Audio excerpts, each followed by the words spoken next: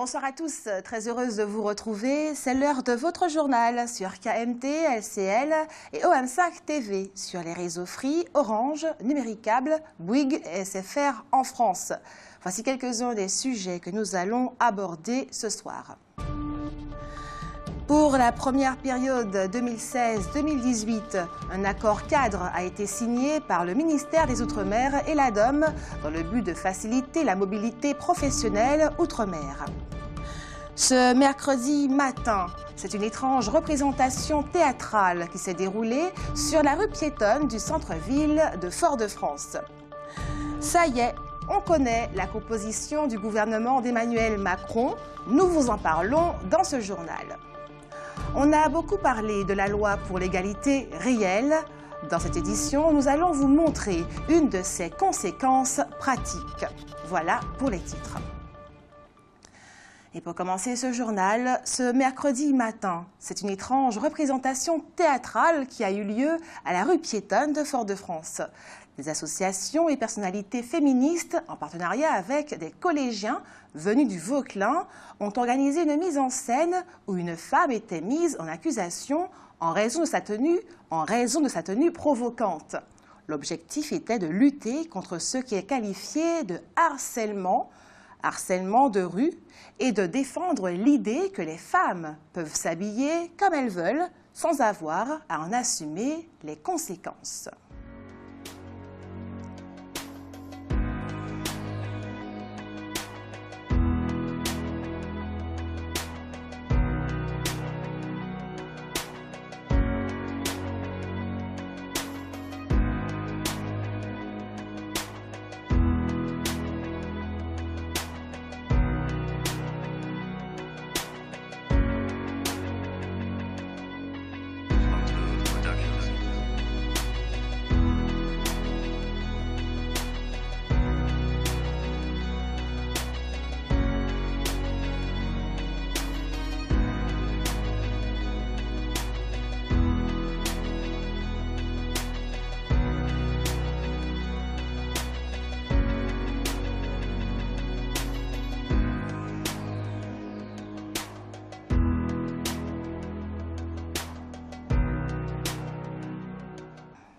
Cette jeune femme est justement l'accusée de notre tribunal, de nous-mêmes sur KMT, ce soir à 20h45.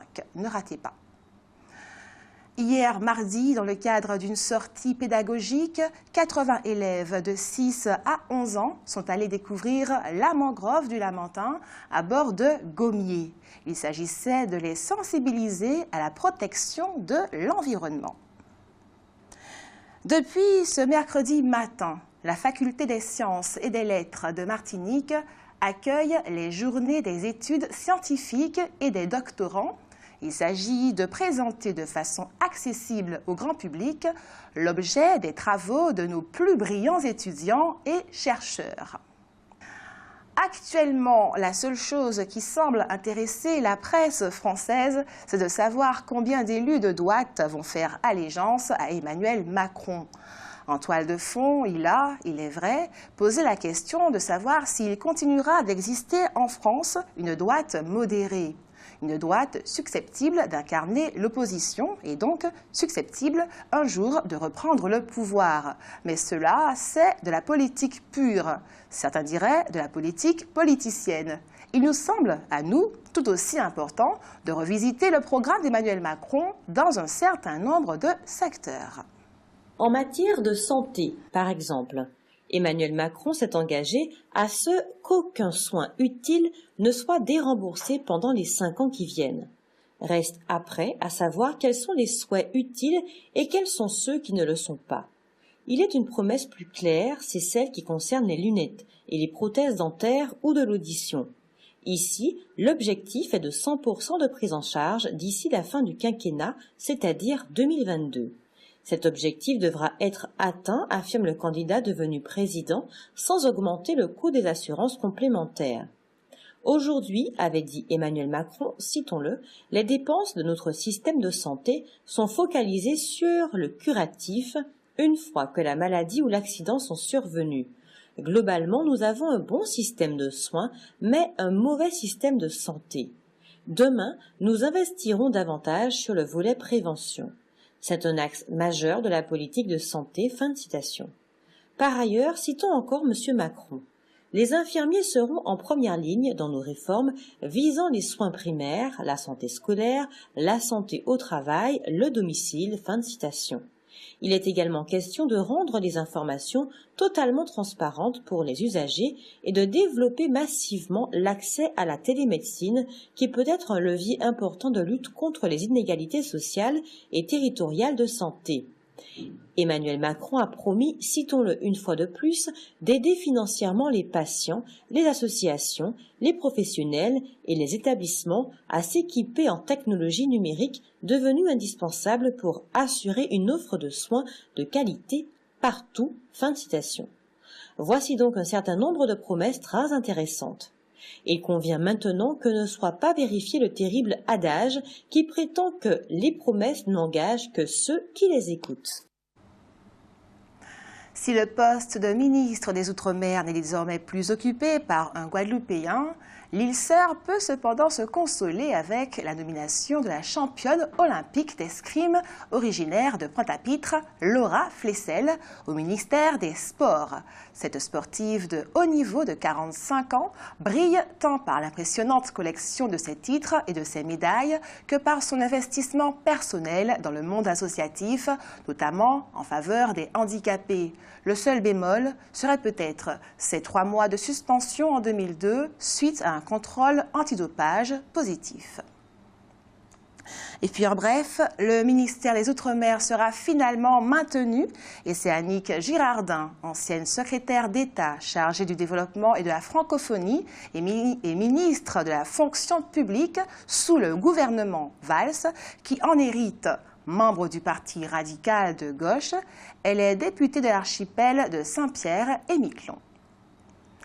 Pour le plus grand bonheur de nos marins pêcheurs, le Parlement européen vient enfin de voter le déblocage de fonds pour aider nos territoires à renouveler leur flotte très vétuste. Il faudra cependant encore attendre l'aval de la Commission européenne.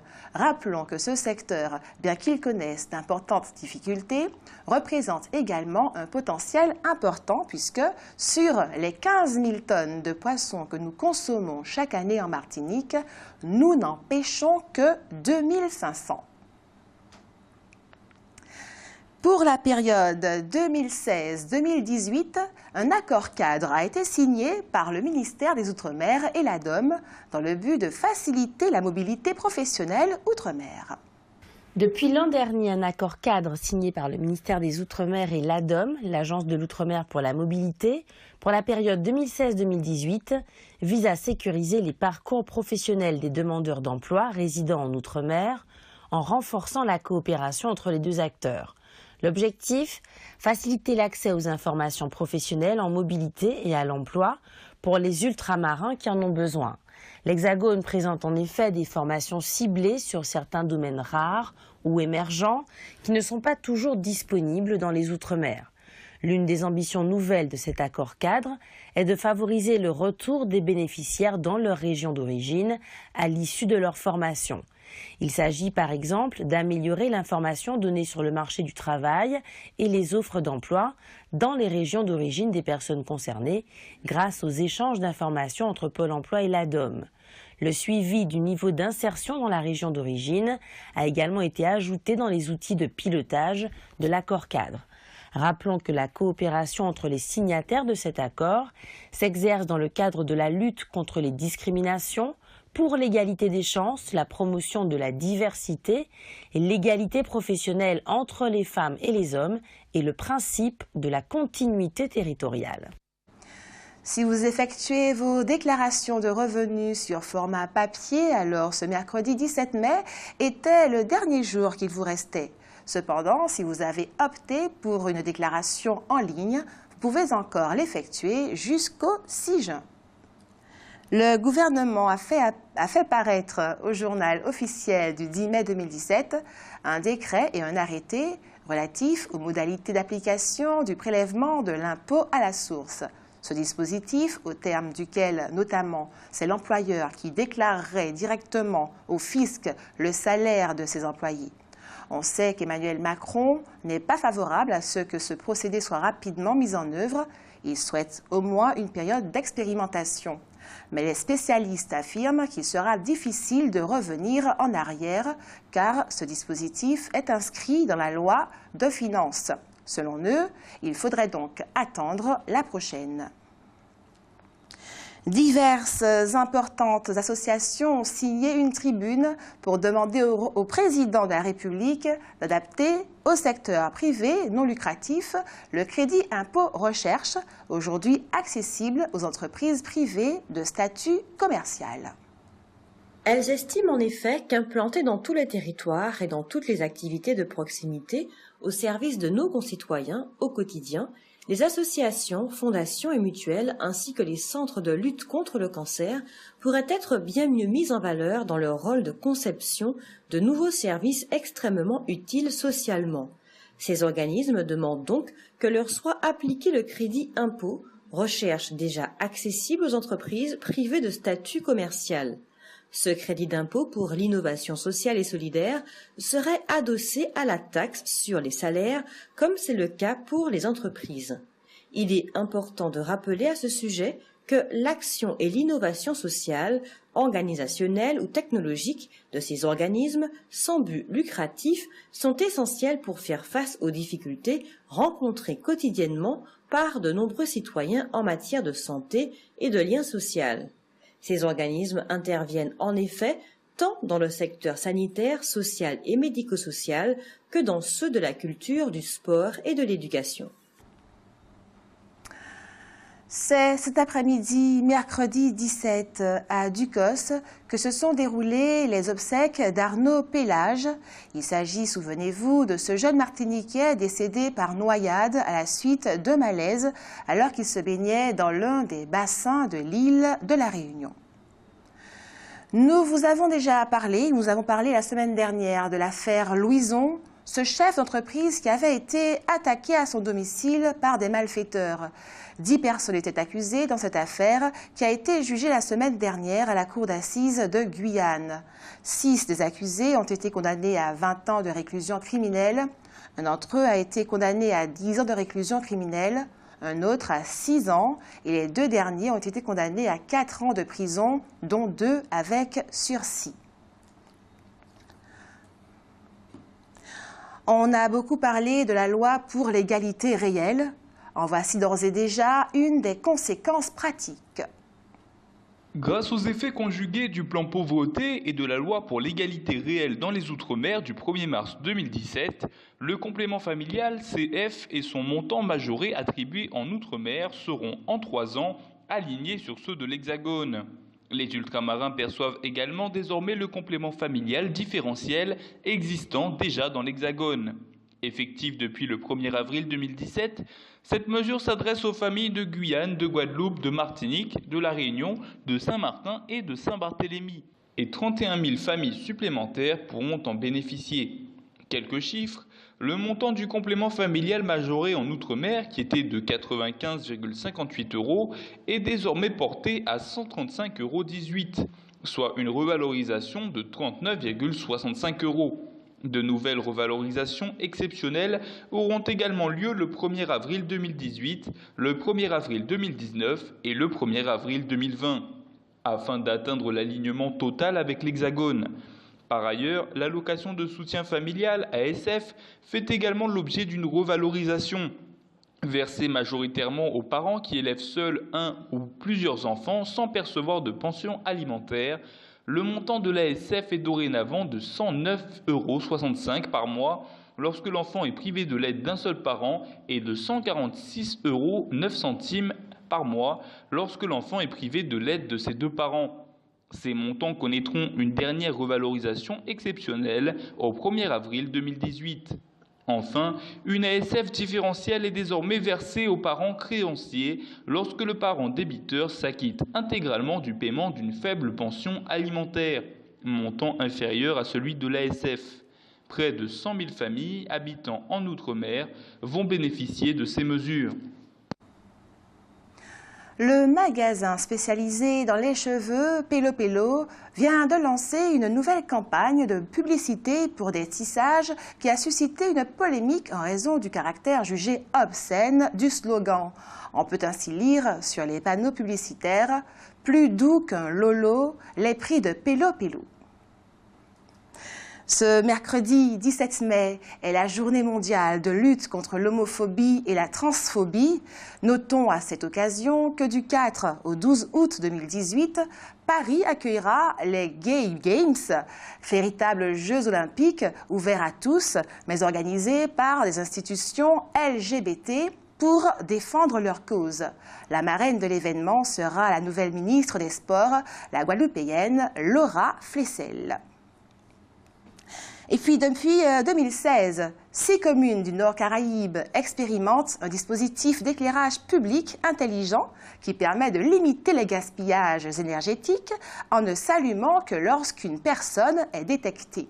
Le problème est que ce système souffre de très fréquentes défaillances techniques car les ampoules utilisées ne seraient pas adaptées à notre climat tropical. Cependant, les élus persévèrent et ce mode de fonctionnement pourrait être progressivement étendu à d'autres communes.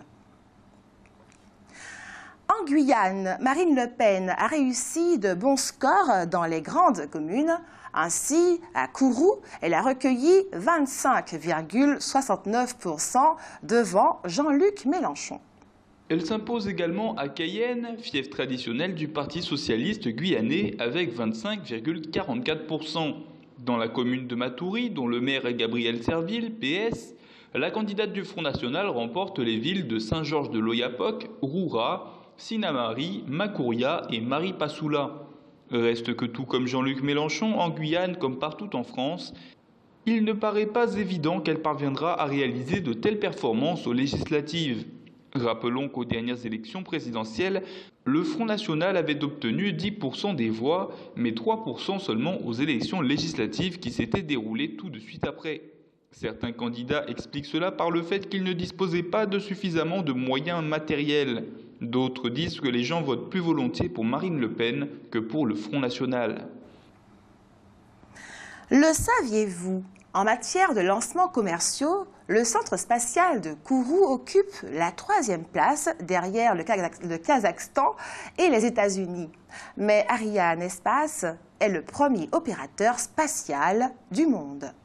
L'année 2015 ayant été exceptionnelle avec 12 lancements réalisés par Ariane Espace, la société a généré un chiffre d'affaires record de 1,4 milliard d'euros avec 21 satellites mis en orbite pour 14 clients. Les différents lanceurs permettent à l'entreprise d'assurer un large éventail de missions et de maintenir sa place de premier opérateur spatial mondial.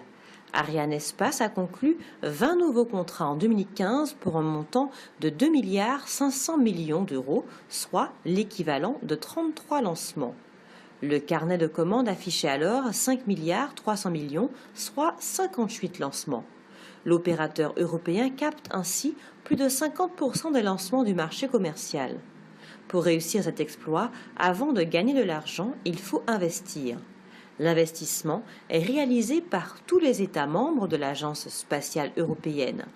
Et toutes les études montrent que c'est un investissement très rentable puisqu'ils récupèrent 2,2 fois plus que ce qu'ils ont investi.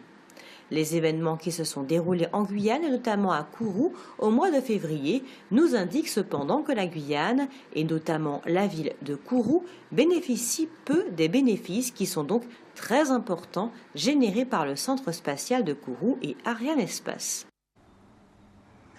Le week-end dernier, la Banque alimentaire a récolté pas moins de 77 tonnes de denrées lors de son opération de collecte dans les grandes surfaces, ce qui est un excellent résultat. Il ne reste plus qu'à acheminer les dons vers les associations dédiées qui les redistribueront ensuite aux plus nécessiteux de nos compatriotes. Là encore, les volontaires sont les bienvenus pour aider au transport. Ce mercredi soir, le célèbre chanteur Izzy Kenenga organise un concert à l'Atrium.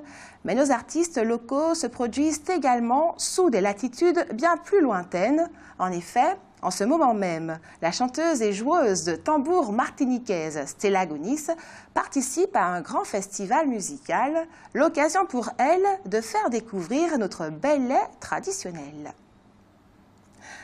Le saviez-vous? Le tourisme représente 7,7% du produit intérieur brut de la France.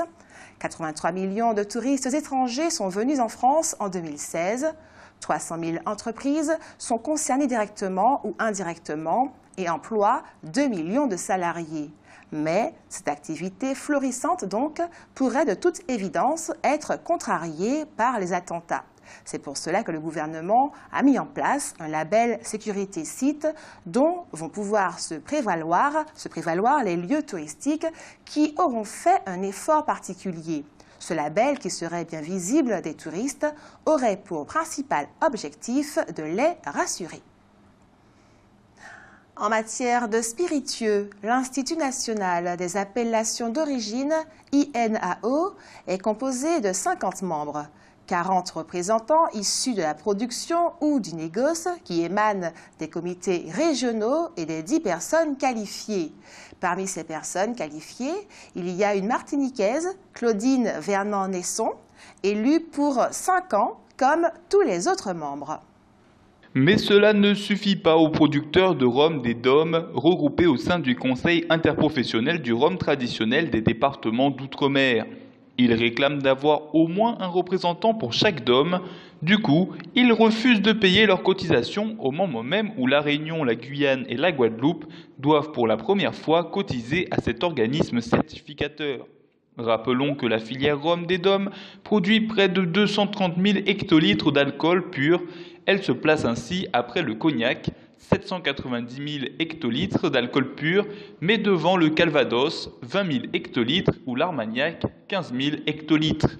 Derrière cette question de représentativité se cache une question financière. 50 membres issus majoritairement du vin pourraient voter une hausse de cotisation qui est moins élevée pour les vins que pour les spiritueux. De ce fait, le monde des spiritueux financerait le monde des viticulteurs. Ce dossier devra être traité par le successeur de Stéphane Le Foll au ministre de l'Agriculture. Passons sans plus attendre au savoir et réfléchir de Roland Laouché.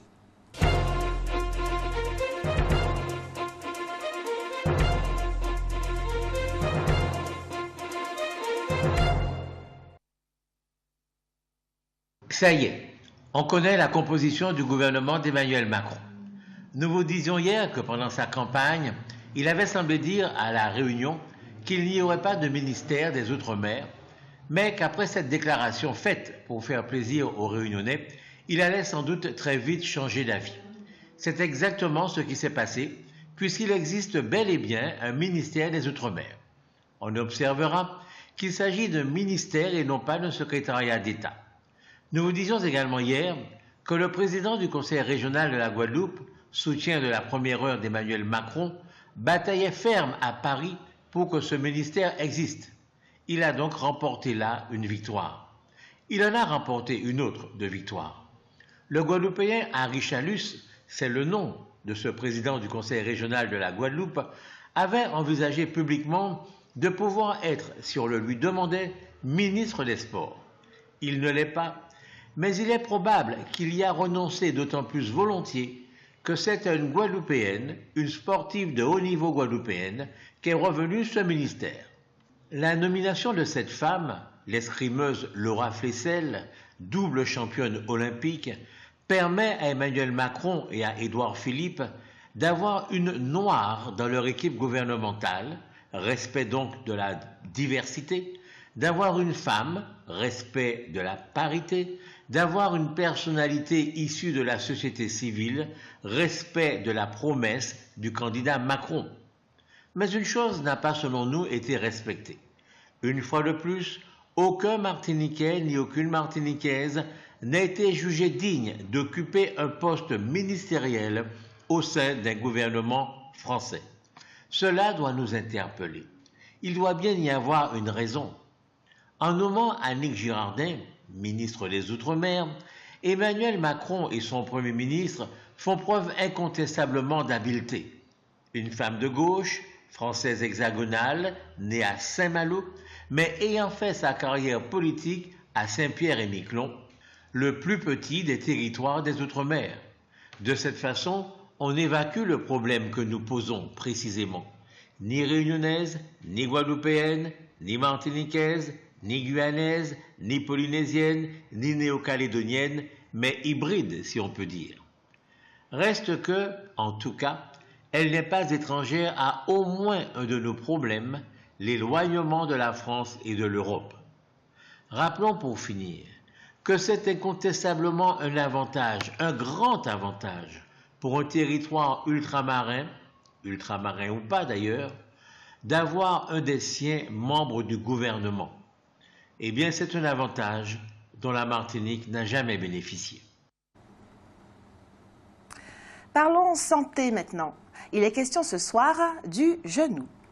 Douleur, gonflement, instabilité du genou, autant de mots qui empoisonnent notre quotidien. Ils sont signes d'une lésion du cartilage du genou. Et les ennemis de nos genoux sont nombreux. L'âge, le sport pratiqué à l'excès et le surpoids. Cerise sur le gâteau, le genou est une articulation particulièrement complexe, faisant intervenir le bas du fémur, le haut du tibia et la rotule. 3 structures qui glissent les unes sur les autres grâce au fameux cartilage qui a une fâcheuse tendance à s'user et à s'abîmer. Certains symptômes peuvent indiquer une usure du cartilage et doivent nous mettre la puce à l'oreille. Mais avant tout, ayez le bon réflexe. Consultez un médecin. Sans soin, le cartilage va continuer à s'user en aggravant les phénomènes d'arthrose. C'est une raideur progressive et douloureuse de l'articulation. En fonction de l'âge et de la gravité de la lésion, du degré d'activité du patient, différents traitements de l'arthrose du genou ou d'autres lésions du cartilage sont possibles. Certains permettent d'atténuer les symptômes, d'autres visent une réparation du cartilage. La première étape consiste à prélever des cellules de cartilage existant par arthroscopie et pour ce faire, le chirurgien pratique 2 petites incisions dans le genou.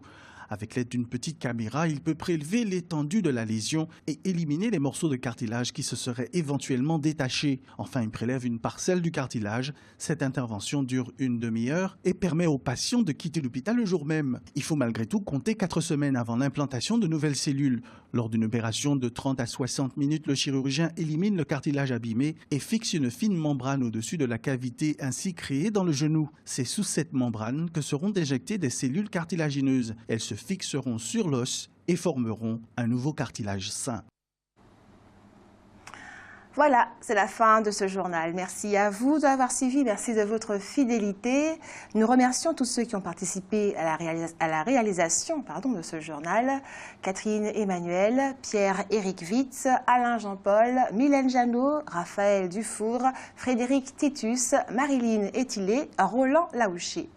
Ce journal sera rediffusé ce soir à 22 h, demain à 6h25 et en multidiffusion sur OM5 TV, sur les réseaux Free, Orange, Numéricable, Bouygues et SFR en France. Il est aussi possible de revoir votre journal sur kmttélévision.fr. Passez une très belle soirée. À demain, même heure, même antenne. Et que Dieu garde la Martinique.